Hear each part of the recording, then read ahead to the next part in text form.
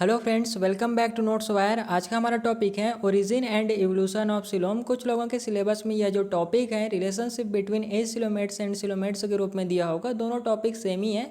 आज की क्लास में हम जो समझेंगे वही चीज़ें आपको इसके अंतर्गत लिखनी है। आज की क्लास का सिनॉप्सिस है। फर्स्ट है इंट्रोडक्शन, सेकंड है डेफिनेशन, थर्ड है टाइप्स ऑफ बॉडी कैविटीज जिसके अंतर्गत हम 3 टाइप्स के बॉडी कैविटी की स्टडी करेंगे। फोर्थ है इवोल्यूशन ऑफ सिलोम, फिफ्थ है इंपॉर्टेंस ऑफ सिलोम, सिक्स है relationship between A coelomate and coelomates, seventh है कंक्लूजन एंड लास्ट है रेफरेंस। चलिए फर्स्ट हम इंट्रोडक्शन को समझ लेते हैं। सिलोम का ओरिजिन और इवोल्यूशन एक महत्वपूर्ण विषय है जो एनिमल किंगडम के विकास और बॉडी ऑर्गेनाइजेशन को समझने में मदद करता है। जैसे अगर हमें प्लांट के ग्रोथ के बारे में जानना है तो हमें उसके रूट के बारे में जानकारी होनी चाहिए। उसी प्रकार से अगर हमें एनिमल किंगडम के डेवलपमेंट और बॉडी ऑर्गेनाइजेशन को समझना है तो हमें डेफिनेटली सिलोम के बारे में जानकारी होना बहुत ज़रूरी है।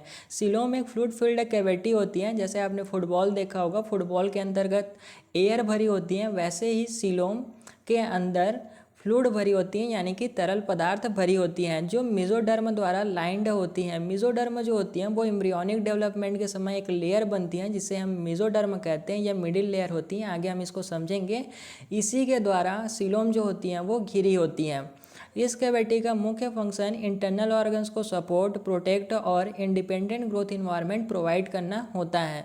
सिलोम के एवोल्यूशन ने अधिक कॉम्प्लेक्स ऑर्गेनिज्म की डेवलपमेंट को संभव बनाया। जैसे पहले सिंपल फ़ोन आया, फिर धीरे धीरे करके स्मार्टफोन आने लगे जो कि बहुत कॉम्प्लेक्स फीचर के साथ आते हैं। वैसे ही सिलोम में के एवोल्यूशन के साथ साथ ही ऑर्गेनिज्म जो थे वो कॉम्प्लेक्स होते गए। देन सेकेंड है डेफिनेशन।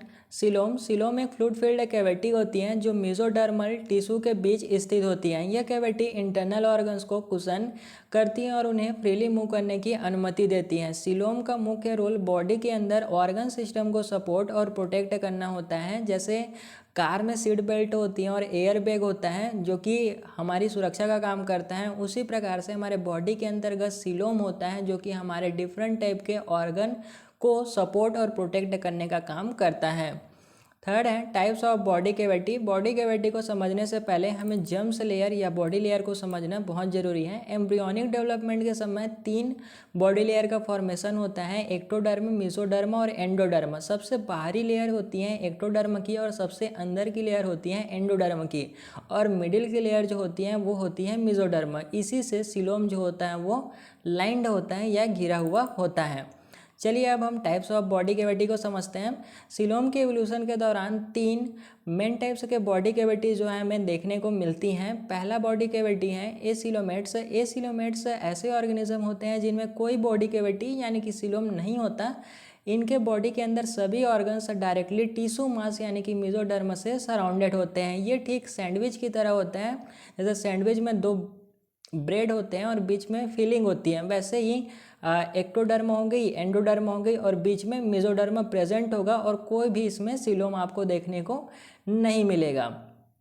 एसिलोमेट्स एनिमल का एग्जाम्पल है। प्लेटीहेल्मिन्थस के जितने भी एनिमल्स होते हैं वो उनमें एसिलोमेट्स पाया जाता है, जैसे प्लेनेरिया हो गया। देन सेकंड है सीडोसिलोमेट्स। सीडो का मतलब होता है फाल्स और सिलोमेट का मतलब है कैविटी यानी कि फाल्स कैविटी। सीडोसिलोमेट्स में सिलोम पार्सली डेवलप होता है, यानी कि पूरी तरह से डेवलप नहीं होता बल्कि थोड़ा सा डेवलप होता है।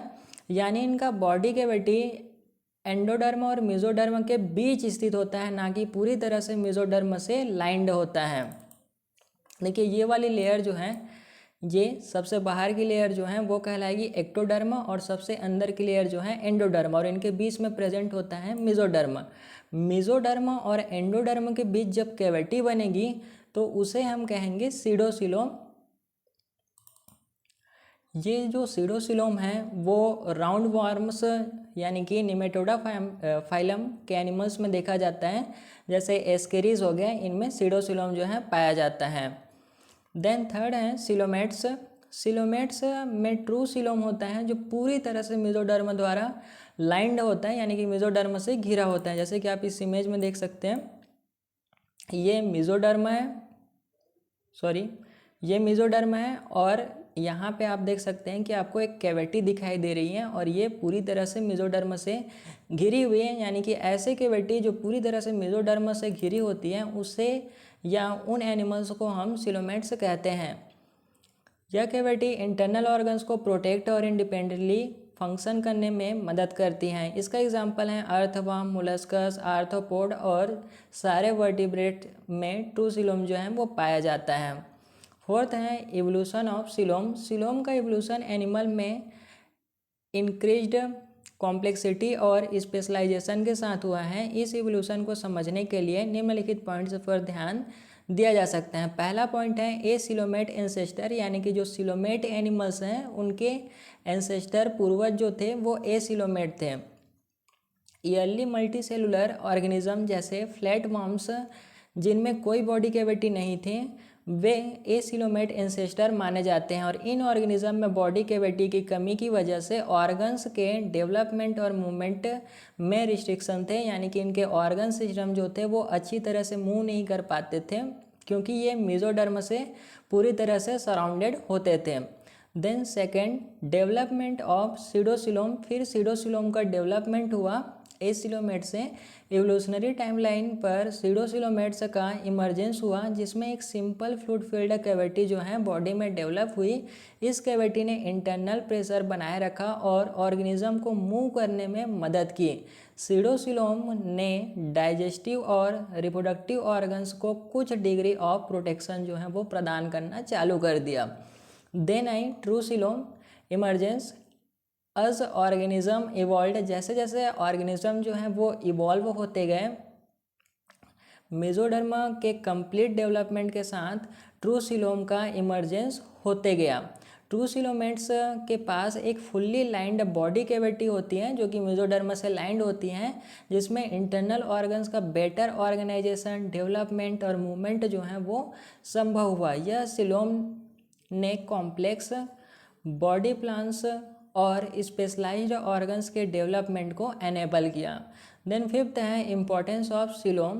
फर्स्ट इम्पोर्टेंस है ऑर्गन प्रोटेक्शन। सिलोम ऑर्गन को एक्सटर्नल प्रेशर और फिजिकल डैमेज से क्वेश्चन करता है। जैसे आप अपने भाई बहन को मारते होगे ना, अगर आप एक बार मारते तो उनका इंटरनल ऑर्गन जो है वो डैमेज हो जाता है, लेकिन ऐसा नहीं होता क्योंकि सबके बॉडी में क्या प्रेजेंट है, सिलोम प्रेजेंट है बॉडी कैविटी, जो कि बाहरी प्रेशर से हमारे बॉडी ऑर्गन्स को प्रोटेक्ट करता है। Then efficient organ movement. Coelom internal organs को फ्रीली मूव करने की अनुमति देता है जिससे डाइजेस्टिव सिस्टम और सर्कुलेटरी सिस्टम इफिशिएंटली फंक्शन कर सकते हैं। जैसे अगर हम बात करते हैं अपने डाइजेस्टिव सिस्टम की, तो हमारा जो स्टमक है वो रेगुलर मूव करते रहते हैं जिसकी वजह से पाचन जो है वो संभव हो पाती है। अगर जो स्टमक है वो उनमें मूवमेंट नहीं होता तो हमारा जो डाइजेशन है वह प्रोसेस जो है कंप्लीट नहीं हो पाता। देन थर्ड है complex body plan. Body structure का निर्माण। सिलोम ने एनिमल्स के इवोल्यूशन में जटिल बॉडी स्ट्रक्चर और स्पेशलाइज्ड ऑर्गन सिस्टम के डेवलपमेंट को प्रमोट किया। जैसे हम देखते हैं कि हमारे थोरेक्स रीजन में हार्ट प्रेजेंट है, लंग्स प्रेजेंट हैं, अब्डोमेन रीजन में स्टमक प्रेजेंट है, डाइजेस्टिव ग्लैंड्स प्रेजेंट हैं। तो अलग अलग ऑर्गन जो थे अलग अलग भाग में प्रेजेंस होने लगे जिससे वो एक दूसरे को इंटरफेयर ना करे। देन फोर्थ है हाइड्रोस्टैटिक स्केलेटन। कुछ सिलोमेट्स में सिलोम एक हाइड्रोस्टैटिक स्केलेटन के रूप में भी काम करता है जो ऑर्गेनिज्म को लोकोमोशन में मदद करता है। जैसे कि अर्थवर्म्स ने सिलोम के प्रेशर के जरिए मूव करते हैं और अर्थवर्म यानी कि फाइलम एनेलिडा में हाइड्रोस्टैटिक मूवमेंट के बारे में हमने ऑलरेडी डिस्कस कर चुका है। अगर आपने वो वीडियो नहीं देखा है तो लिंक आपको डिस्क्रिप्शन में मिल जाएगी, वहाँ से आप एक बारी ज़रूर से देख लेना। देन सिक्स्थ है relationship between acoelomates and coelomates. अभी तक आपने जो कुछ सीखा है उसी को हम रिलेशनशिप में अब रिलेशनशिप के रूप में समझेंगे। एसिलोमेट्स और सिलोमेट्स के बीच के रिलेशनशिप को समझने के लिए इवोल्यूशन के पर्सपेक्टिव को देखना होगा। ये दोनों ग्रुप बॉडी कैविटी और कॉम्प्लेक्सिटी के आधार पर अलग अलग होते हैं और सिलोम का डेवलपमेंट इवोल्यूशनरी प्रोग्रेशन का एक महत्वपूर्ण स्टेप माना जाता है। फर्स्ट रिलेशनशिप है evolutionary progression.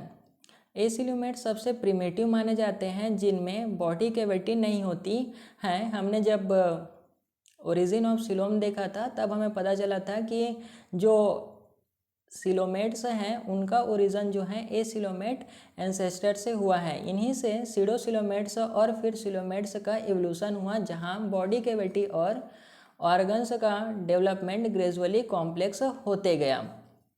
Then second relationship है स्ट्रक्चरल डिफरेंस। एसिलोमेट्स में बॉडी कैविटी एब्सेंट होती है और इंटरनल ऑर्गन्स डायरेक्ट टिश्यू से सराउंडेड होते हैं। सिलोमेट्स में एक ट्रू सिलोम होता है जो पूरी तरह से मेसोडर्म द्वारा लाइंड होता है और यह कैविटी ऑर्गन्स को फ्रीली मूव करने और बेटर ऑर्गेनाइजेशन की सुविधा देता है। थर्ड है फंक्शनल एडवांसमेंट। एसिलोमेट के पास कॉम्प्लेक्स ऑर्गन सिस्टम के डेवलपमेंट के लिए लिमिटेशन थी, जबकि सिलोमेट्स में सिलोम ने स्पेशलाइज्ड ऑर्गन सिस्टम के डेवलपमेंट को प्रमोट किया, जिससे इफ़िशिएंट डाइजेशन, सर्कुलेशन और रिप्रोडक्शन जो है वो संभव हो पाया। यानी कि कॉम्प्लेक्सिटी जो है वो बढ़ती गई सिलोम के आने के बाद एनिमल्स में। देन फोर्थ है एवोल्यूशनरी कनेक्शन। एसिलोमेट्स को एवोल्यूशनरी एंसेस्टर माना जाता है, जिनसे सिलोमेट्स का ग्रेजुअली एवोल्यूशन हुआ। यह प्रोग्रेशन एनिमल्स के में हायर कॉम्प्लेक्सिटी और सर्वाइवल एडवांटेज के साथ जुड़ा हुआ है, क्योंकि जब हम मूवमेंट कर पाते हैं या फिर हमारे बॉडी ऑर्गन्स जो हैं वो प्रोटेक्ट हो पाते हैं तो हम लंबे समय तक सर्वाइव कर सकते हैं। देन सेवेंथ है कंक्लूजन। सिलोम का ओरिजिन और इवोल्यूशन एनिमल्स में बॉडी स्ट्रक्चर और ऑर्गन सिस्टम की कॉम्प्लेक्सिटी को इंक्रीज करने में एक महत्वपूर्ण स्टेप था। एसिलोमेट्स, सीडोसिलोमेट्स और ट्रू सिलोमेट्स के एग्जाम्पल से यह समझ में आता है कि सिलोम का विकास कैसे ऑर्गेनिज्म को मोर एडवांस्ड बॉडी प्लान और ऑर्गन फंक्शन प्रोवाइड करने में हेल्प करता है। ट्रू सिलोमेट्स के पास फुल्ली डेवलप्ड सिलोम होता है, जो मॉडर्न कॉम्प्लेक्स एनिमल के सक्सेस के लिए महत्वपूर्ण है। लास्ट है reference invertebrate zoology by Robert Barnes, invertebrate zoology by doctor RL Kotpal. Thank you for watching. अगर आपको वीडियो पसंद आई होगी तो प्लीज़ लाइक कर दीजिएगा, साथ ही साथ चैनल को सब्सक्राइब कर लीजिएगा ताकि इसी प्रकार की वीडियो आपको रेगुलर मिलते रहे। मिलते हैं नेक्स्ट लेक्चर के साथ, तब तक के लिए टेक केयर।